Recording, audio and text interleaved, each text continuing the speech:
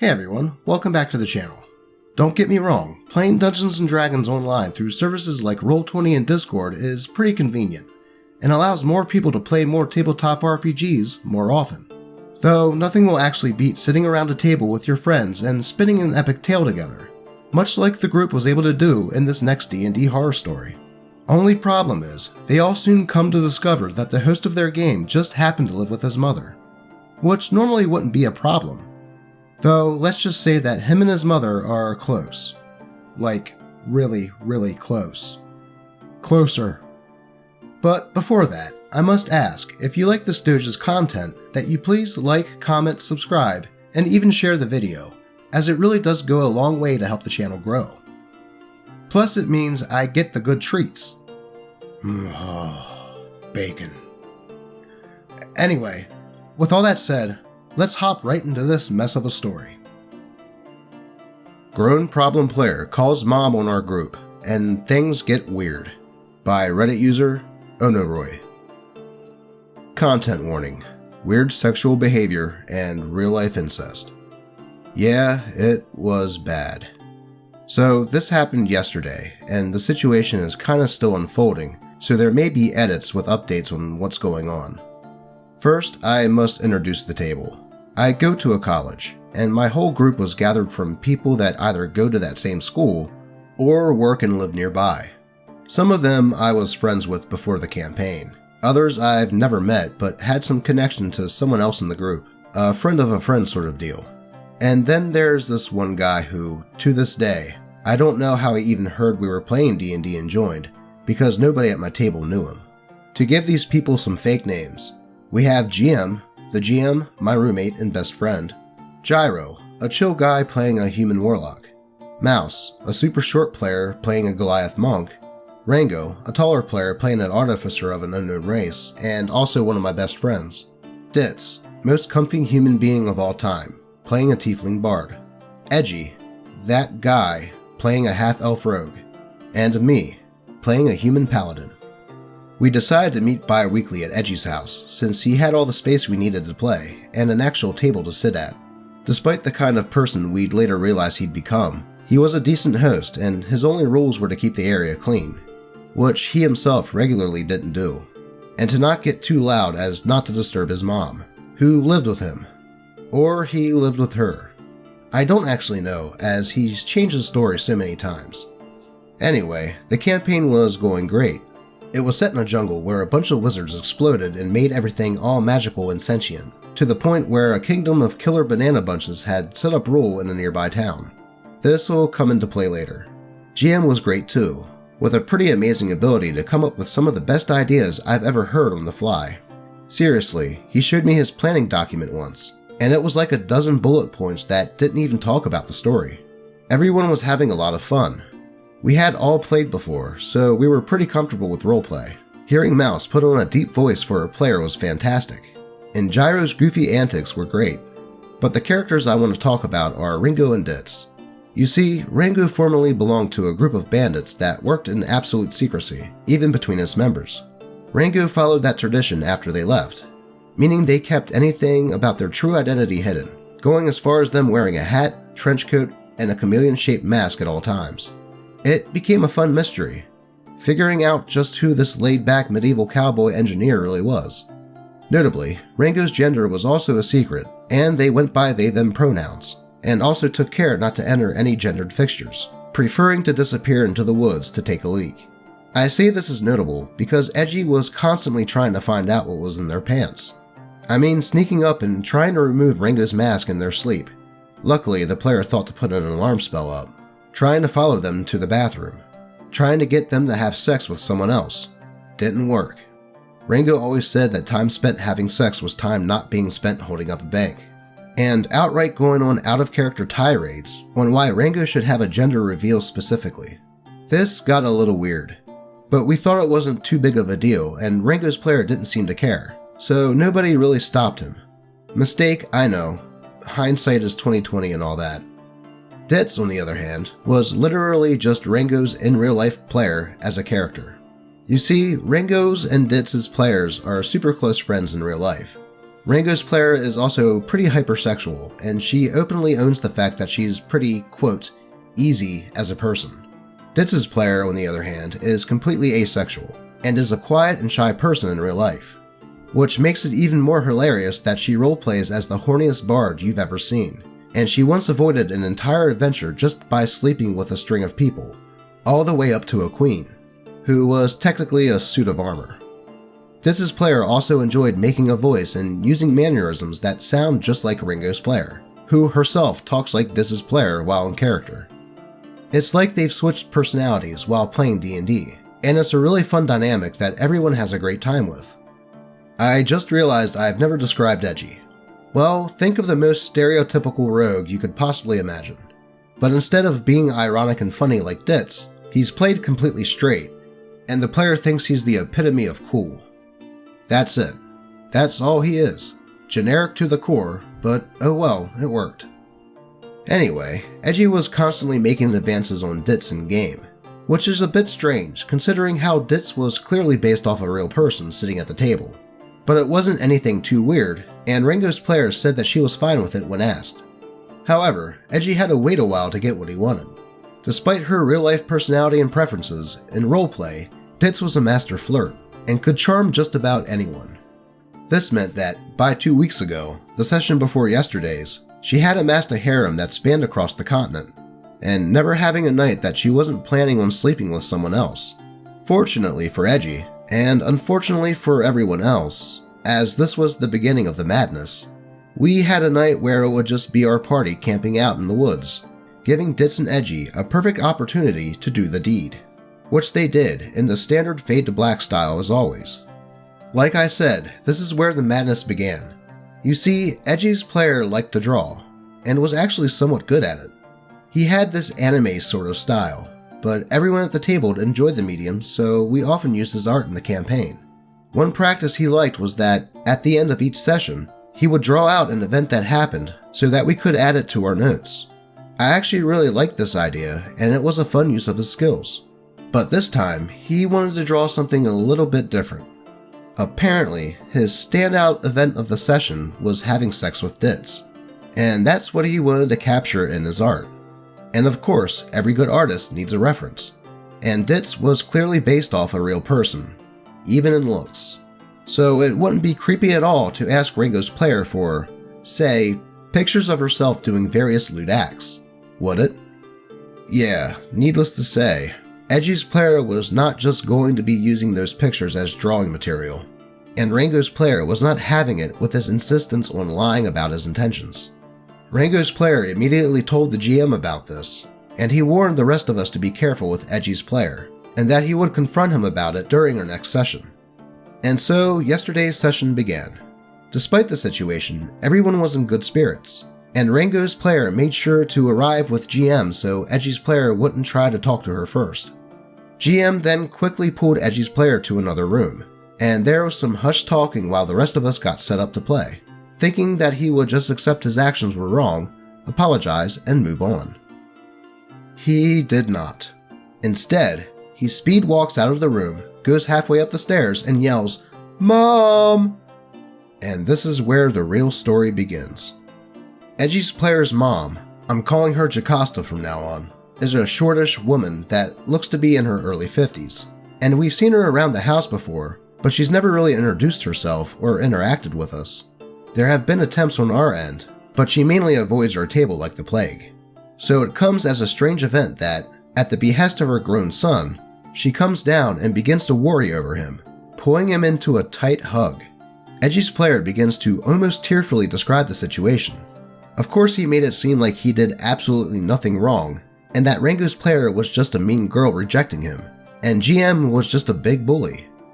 As Jocasta continues to wrap her arms around his shoulders, comforting her poor baby boy, she starts to scold us as we explain what really happened, obviously not believing a word we were saying. The whole time, Edgy's player is interjecting with lies, getting more and more frantic as he realizes his story isn't making sense, and getting more and more comforting shoulder rubs from Mama Jocasta. Finally, Edgy's player breaks down and starts screaming at Rango's player, who looks just about ready to fight him, and Jocasta turns all of her attention to him. She shushes him, holds him close to calm him down, and finally, she kisses him. I'm not talking about a sweet little mama kiss on the forehead. I'm talking about a kiss between lovers, with passion. I'm pretty sure that there was tongue involved. In that moment, everyone kind of freezes and stares, until GM shouts, "Ayo!" and starts running. I mean, absolutely booking it towards our stuff and the door. A moment later, everyone follows suit, and we all frantically gather up our stuff before literally sprinting out the door and down the street. We never stopped, never talked about what was going on. We didn't even look back. We were just a couple of people sprinting off into the evening to escape the horrors we just witnessed. I bet I know what all of them were thinking at that time. Gotta go fast. We didn't stop until we reached me and GM's apartment. We all just rushed in and frantically tried to make sense of what happened. It wasn't possible. And soon enough, Mouse, Gyro, Rango, and Ditz went home, leaving me to write up this report on the strange events of what is now yesterday evening. The situation is still unfolding. We have had no word from Edgy's player, even though we've been texting him all night. Also, Mouse forgot her laptop at his house in the sheer panic of the event, so we have to get it back somehow. I'll try to keep you all updated with edits as more happens, but for now, I must rest my mind to avoid any permanent psychic damage I may have sustained after seeing whatever that was. There is no moral to this story, except for the common sense of, please do not randomly ask women for nudes, and don't snog your mother. Also, if you have any ideas as how to get that laptop back, please do tell. I'd rather it be the Sandlot style, with as little interaction as possible, as there is no way we're stepping back into the lair of that beast. Edit. It was decided that if Edgy doesn't respond by midday today, about a half hour from now, the guys of our group, me, GM, and Gyro, would just go and get it, making sure to record everything if there's a problem. Edit 2. Yeah, this is going to need a part 2. Things have gotten a little more criminal. Busy right now, but I'll update as soon as I can. Well, that certainly sounds like an event that would quickly cancel a game for anyone. And I definitely don't blame any of the other players for noping the hell out of there with the swiftness that they did.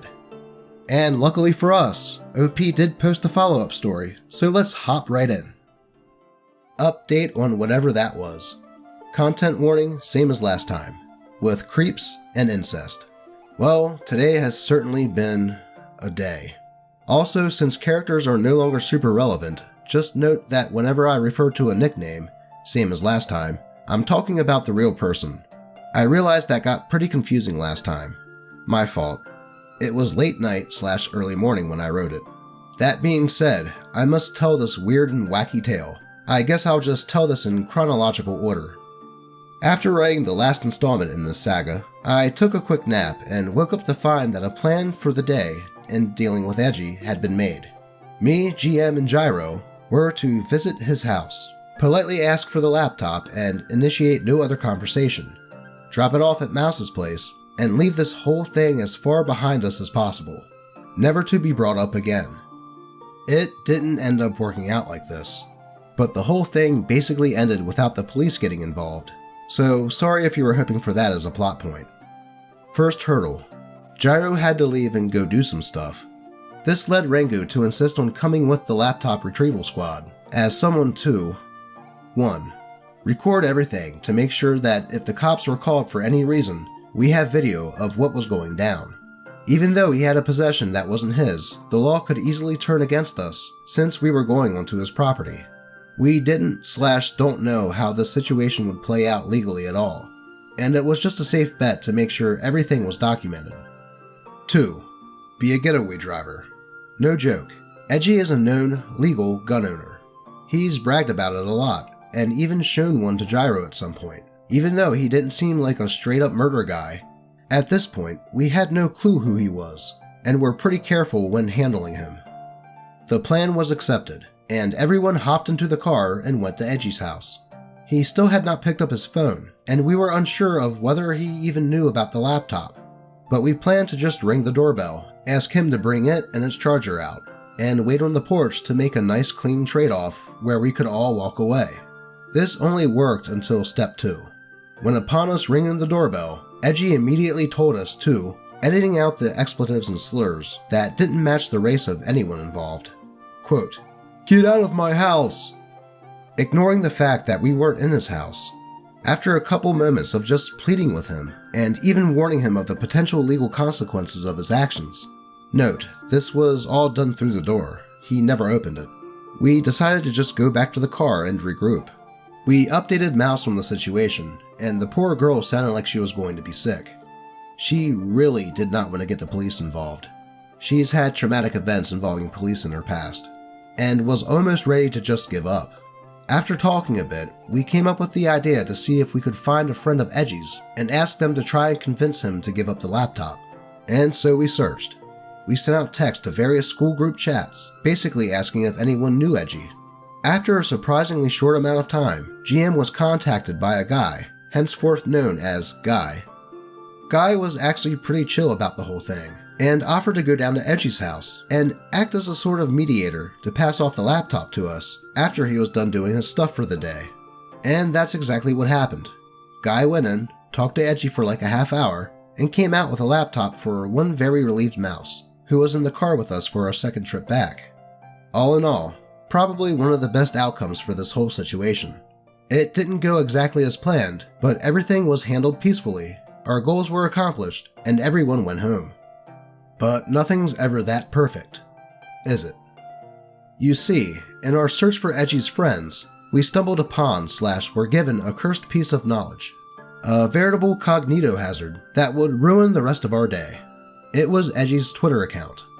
And it was through scrolling through this account that I learned 3 things, each worse than the last.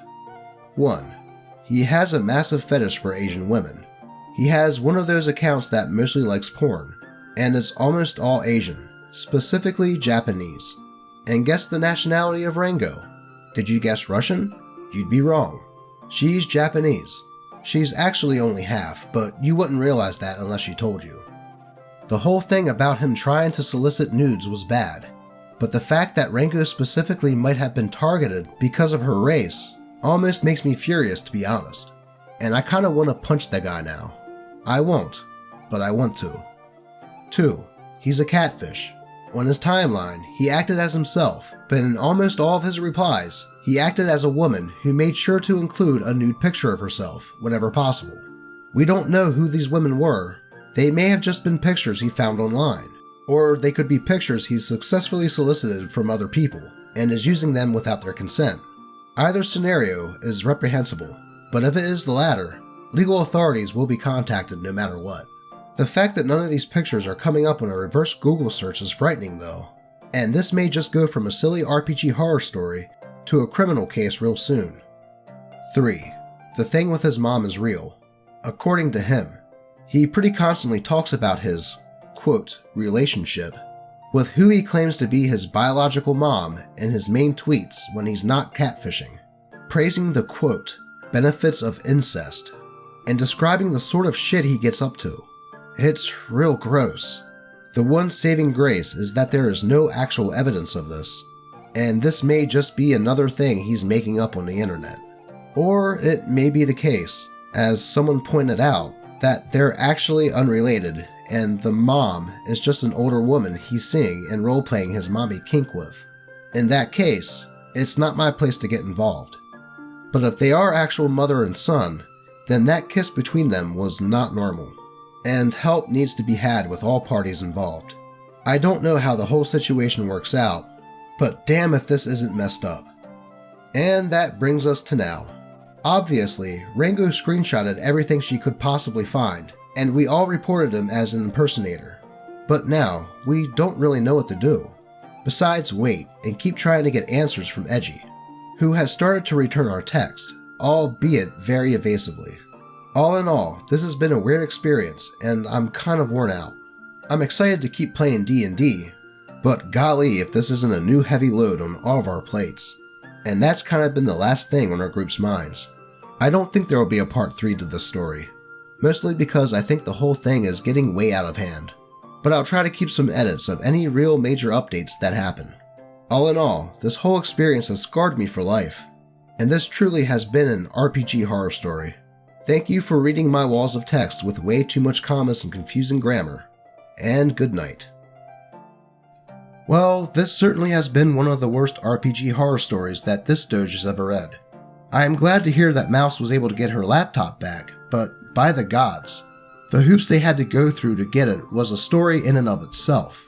And the discovery of Edgy's Twitter account doing all of that questionable stuff really helps to paint a picture of the type of person he really is. I'm hoping that it's the case that his mom was really just an older lady consensually participating in some type of kink relationship. Though, not to kink shame or anything, if that is the case, he shouldn't have made his fellow players into unwilling participants. Though, if that isn't the case, that is some straight up creepy deliverance type shit. Anyway, this is usually the point in the video where I ask if any of you have any similar stories. But in this case, I really hope you don't. Though, if you do, feel free to let us know in the comments. If you have any stories that you would like a Doge to read, you can always go post it to the channel subreddit r/DnD Doge, or even just at me on Twitter. As always, I appreciate all of you and hope all of your rolls are natural 20s. I will see you guys next time.